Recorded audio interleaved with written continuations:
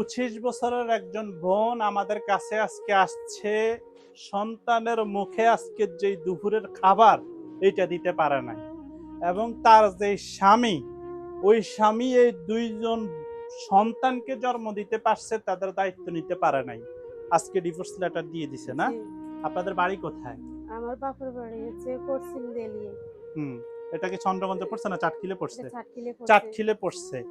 এবং এই মানুষটা নানির বাসায় একটা ফাঁক ঘরের মধ্যে থাকতেছে, বুঝছেন? মানে বাপের বাড়িতে না, নানির বাড়িতে। নানির বাড়িতে কেন থাকতেছেন? আমার ছোটকালে বাপ মরে গেছে, আমার কেউ নাই। পরে আমার আম্মা ওখানে থাকতে পারে না, আমার নানারা নিয়ে আসে, সবাই সহযোগিতা করে, আমার আম্মা খায়। এরপর থেকে আমার পড়ালেখা করাছে সবার সহযোগিতা নিয়ে। এখন আমার কপাল খারাপ, আমার হাজবেন্ড ভালো না, নেশা করে, রাইতে রাত বাইরে থাকে। আমি ভালো মন্দ হলে, সংসার হলে কিছু বললে আমার মারধর করে, আর আমার যৌতুক আনালে আমাকে চাপ সৃষ্টি করে যে আমি যৌতুক আনতেছি না কেন। কিছুদিন আগে আমাকে যৌতুকের জন্য আমার নানার বাড়িতে পাঠাইছে, আমি আনতে পারি না দেখে আমার ঘরে তুলতেছে না। তারপর আমি একবার আসি আমার মারধর করে, আমার ওন্না দিয়ে আমার সুপারি গাছ পেঁচায় মারিয়া লেতে হয়েছিল। আমার বাচ্চাকে শিখে শুনি, তারপর দুজন লোকে আসে আমার ওই জায়গা থেকে ওর হাত থেকে বাঁচাইছে। বাসায় আমি মেম্বারের কাছে গেছিলাম, মেম্বারে আমাকে বলছে যে আইনের আশ্রয় নিতাম। আমি আইনের আশ্রয় নিই নাই, আমার বাপ নাই, ভাই নাই, আমার কেউ নাই, আমি দুনিয়ার অসহায়, আমার পাশে দাঁড়াবার মতো কেউ নাই। এখন আমি আপাতত আমার নানার বাড়িতে আছি, বুঝছেন? ওখানে আমার খাওয়া দাওয়া কষ্ট, দুটো বাচ্চা নিয়ে আমি কোনো রকম জীবন যাপন করতেছি। আপনাদের সাহায্য চায়, পুরো দেশবাসীর সাহায্য চায়। উনি একরকম এখন বাচ্চাদের মুখে খাবার দিতে পারতেছে না। বলছিলেন না কার ঘরে কাজ করেন, কি করেন এটা? জি, আমি একটা মুরব্বীর ঘরে, মানে ওনার ছেলের বাইরে ঢাকায় থাকে, চাকরিজীবী ওরা। তো ওর মুরব্বীটারে আমি যাই রান্না বান্না করে দিয়ে আসি, প্রতিদিন সকালে সকালে যাই। রান্না করে দিলে এই মাসে সামান্য কিছু টাকা দেয় আর কি। এটাতে কি চলে? এখন আমি কোনো রকম জীবন যাপন বাঁচতে বাচ্চার মুখে আজকে খাবার দিতে পারেন না, না? আজকে দুপুরে আমি রান্না করতে পারিনি।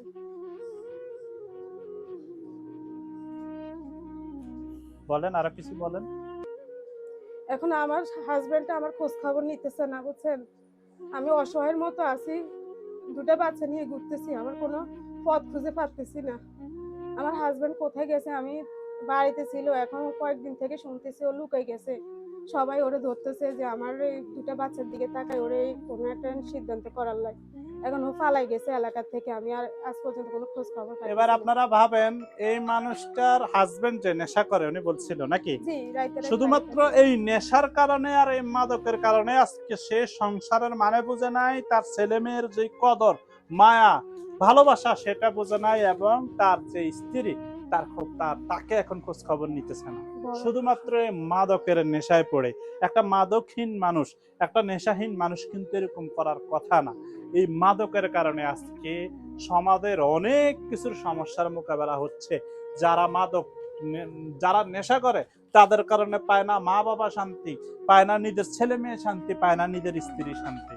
আপনাদেরকে এখন যেটা বলবো, বোন আপনি বলুন, আপনি দেশবাসীর কাছে আপনার সাহায্যের জন্য ভাই, আসছেন, আমি আপনাদের কাছে দুটো হাত বাড়াই চাইতেছি আমার বাচ্চার জন্য। আপনারা যেটা ভালো মনে করেন, যেটা আপনাদের ভালো হয়, আপনারা আল্লাহর দিকে তাকায় আর আমার দিকে তাকায়, যেভাবে পারেন যে যেখান থেকে আমাকে সহযোগিতা করেন।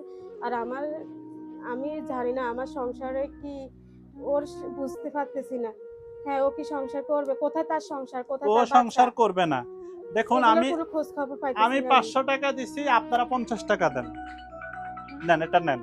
আপনারা 50 টাকা দেন, এই 50 টাকা লাখ টাকা হবে, এবং উনি ওনার সন্তানদেরকে নিয়ে কোনোভাবে বাঁচতে পারবে। প্রিয় ভাই বন্ধুরা, আপনার বিকাশ নাম্বার আছে?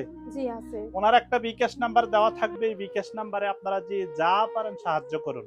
এই বোনটি 25 বছর বয়স অবস্থা, এখন কোথায় যাবে? এনি কি এই ছেলে মেয়ের চেহারা ভুলে অন্য জায়গায় যাইতে পারবে? একজন মা কি পারে? কি করবে? এই বোনটির এই 25 বছর বয়স, তার বাকি জীবন পড়ে রয়েছে। কিভাবে সে বাকি জীবন কাটাবে? সে কোন কুলে যাবে? বলুন আপনারা।